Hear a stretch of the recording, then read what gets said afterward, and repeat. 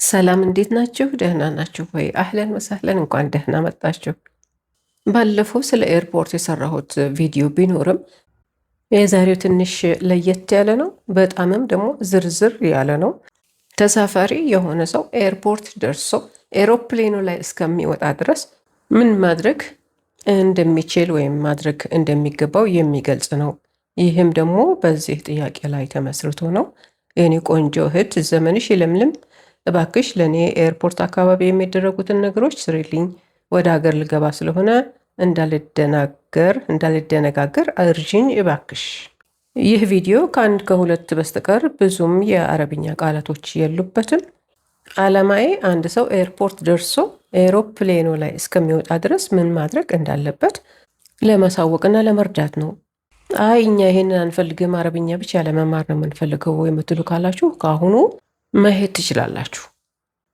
ከቤት ከመውጣታችን በፊት በእጅ ሻንጣችን ውስጥ በቀላሉ ልናገኘው በምንችለው ቦታ ላይ ፓስፖርታችንን፣ ቲኬታችንን፣ ሞባይላችንን እንይዛለን። አየር ማረፊያ ስንደርስ በመግቢያው ላይ ዲፓርቸርስ የሚለውን ምልክት እናያለን። እሱን ተከትለን እንገባለን። መነሻ ማለት ነው ዲፓርቸርስ። አልሙጋዲሩን ይሉታል በአረብኛ። አልሙጋዲሩን የመጀመሪያ ፍተሻ አንዳንድ ኤርፖርቶች አሏቸው። መጀመሪያ ገና እንደገባን ሻንጣዎቻችንን በማሽን በኩል እናስገባለን። እኛ ደግሞ በሰው መፈተሻ ማሽን በኩል እንገባና በዛኛው በኩል ገብተን ሻንጣዎቻችን እንደገና እንረከባለን። ይሄ ፍተሻ አንዳንድ ኤርፖርቶች ውስጥ ይከናወናል፣ አንዳንድ ኤርፖርቶች ደግሞ የለም። ቀጥታ ቼክ ኢን ወደምናደርግበት ወደ ካውንተሩ ነው የምንሄደው። የበረራችን ቁጥር ቲኬታችን ላይ አለ። ትላልቅ ስክሪኖች አሉ፣ የበረራ ቁጥር የሚያሳዩ ፍላይት ነምበር ይባላሉ በእንግሊዝኛ። በአረብኛ ደግሞ ረቀም አረሕላ ነው የሚባሉት። ረቀም አረሕላ የበረራችን ቁጥር እንዳልኩት ቲኬታችን ላይ አለ። የበረራ ቁጥሮች ይህንን ይመስላሉ እንድታውቋቸው። ለምሳሌ የኢትዮጵያ አየር መንገድ ከሆነ ኢቲ ነው ምልክቱ፣ ኢቲ። ከዛ በኋላ ቁጥር አላቸው፣ ኢቲ 602 ለምሳሌ፣ ወይንም ኢቲ 532 ወዘተ ወዘተ። የኢማራት ከሆነ ኢኬ 123 ወይንም ኢኬ 456 ወዘተ ወዘተ። የሳውዲ ከሆነ ደግሞ ኤስቪ ነው የነሱ ምልክታቸው 456 ወይንም ኤስቪ 666 ወዘተ። በዚህ አይነት የበረራችንን ቁጥር ከትኬታችን ላይ ማንበብና የምንሄድበትን ቦታ ማወቅ እንችላለን። የበረራችንን ቁጥር እንዳገኘን ሰልፍ እንይዛለን። ይህ ሻንጣችንን የምናስረክብበት ካውንተር ነው፣ ቼክ ኢን ካውንተር ይባላል። ተራችን ሲደርስ ፓስፖርታችንንና ትኬታችንን እናስረክባለን። ሻንጣችንን እናስመዝናለን። አንዳንድ አየር መንገዶች 23 ኪሎ ነው የሚፈቅዱት። አንዳንድ ከዛ ከፍ ያለ የሚፈቅዱም አሉ። ግን በአብዛኛው 23 ኪሎ ግራም ነው የሚፈቀደው። ያ ነፃ ነው። ከዛ በላይ የበለጡትን ኪሎዎች በኪሎ እየመዘኑ ያስከፍሉናል። በአንድ ኪሎ ምን ያህል እንደሚያስከፍሉ አላውቅም፣ ግን እንደየሀገሩ የሚለያይ ይመስለኛል።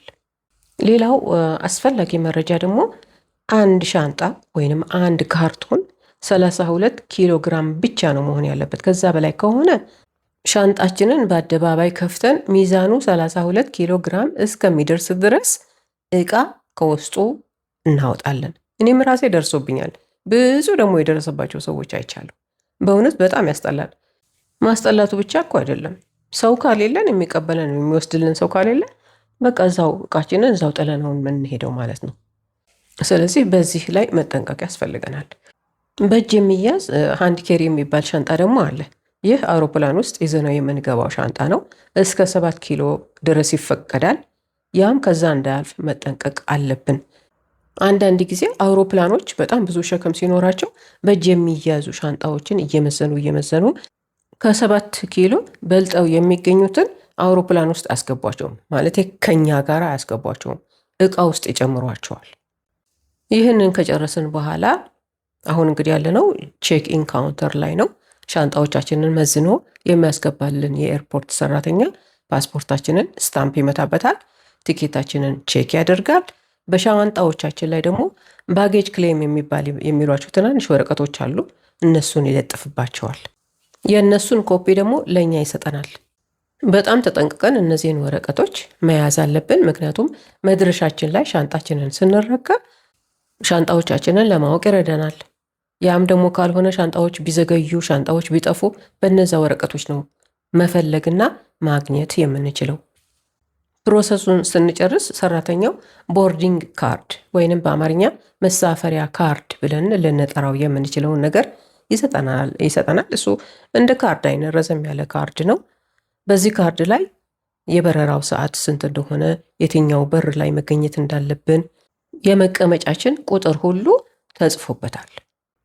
ከዛ ኦል ጌትስ ማለትም ሁሉም በሮች ወይም ፓስፖርት ኮንትሮል፣ ይሄ ፓስፖርት መቆጣጠሪያ የሚለውን ምልክት ተከትለን እንሄዳለን። ይሄ የመጨረሻው ፍተሻ ነው። ሰልፍ እንይዛለን። ተራችን ሲደርስ ለኦፊሰሩ ማለት ለሰራተኛው ፓስፖርታችንንና የመሳፈሪያ ወረቀታችንን ቦርዲንግ ፓስ እንሰጠዋለን። እዚህ የመጨረሻ መፈተሻ ላይ ትሪ የሚመስል ነገር አለ። ቦርሳችንን፣ ቀበቷችንን፣ ጃኬት፣ ስልክ እንዲሁም ሰዓት አውላልቀን ትሪው ላይ እናደርገዋለን። እዛ ሰዎች የሚረዱ ሰራተኞች አሉ። በማንኛውም ኤርፖርት ውስጥ ይገኛሉ። እነዚህ ሰዎች ትሪውን ወደ ውስጥ ይገፉታል። በማሽኑ ውስጥ አልፎ ይገባል ማለት ነው። ላሳስባቸው የምፈልገው ነገር ትልልቅ ሽቶዎች፣ ውሃ፣ ፈሳሽ የመሳሰሉ ነገሮች በእጅ ሻንጣችን ውስጥ ማስገባት አንችልም። እነዚህን ነገሮች ገዝተናቸው በደንብ ፓክ አድርገናቸው ትልልቆቹ ሻንጣዎቻችን ውስጥ ነው የምንጨምራቸው። ከዛ ከእቃ ጋራ ይጫናሉ። ከእኛ ጋር ሳይሆን ከእቃ ጋራ ወደ ውስጥ ይጫናሉ። እነዚህን ነገሮች በእጃችን ለመሸከም ከፈለግን ውስጥ ከገባን በኋላ ከዲዩቲ ፍሪ ገዝተን በእጅ ቦርሳችን ይዘን መግባት እንችላለን። ኦፊሰሩ ፓስፖርታችንን አትሞ ከነ መሳፈሪያ ወረቀታችን ጋር ይመልስልናል።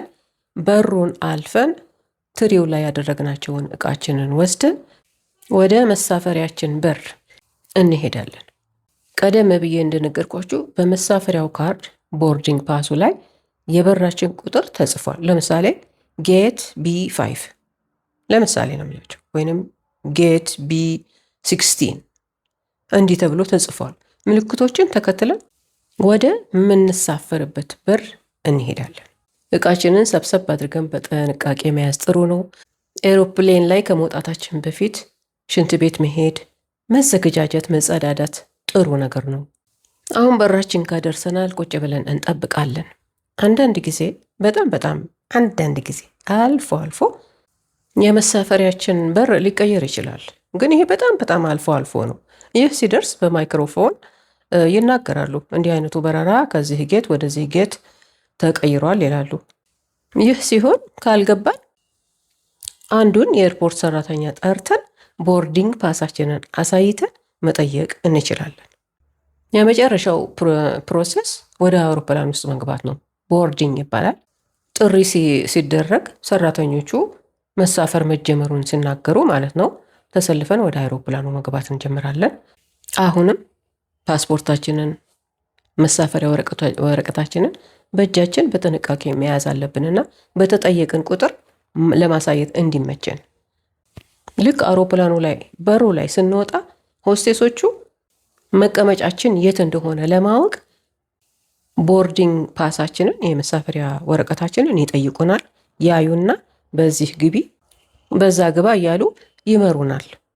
የአውሮፕላኖች መቀመጫ ቁጥር በግድግዳቸው ላይ ተጽፎ ይታያል። የመሳፈሪያ ወረቀታችን ላይ እንዳልኳችሁ በፊት ቁጥራችን አለ።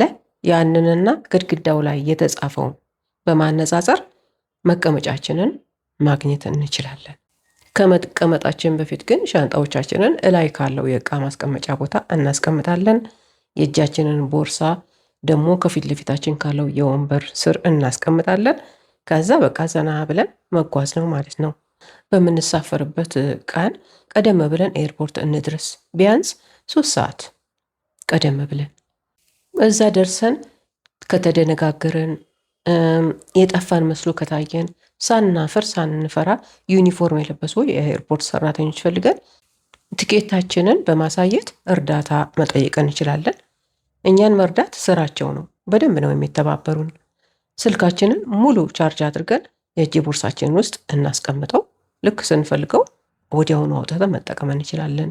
ይህ መመሪያ ግልጽ ይሆንላችኋል ብዬ እመኛለሁኝ።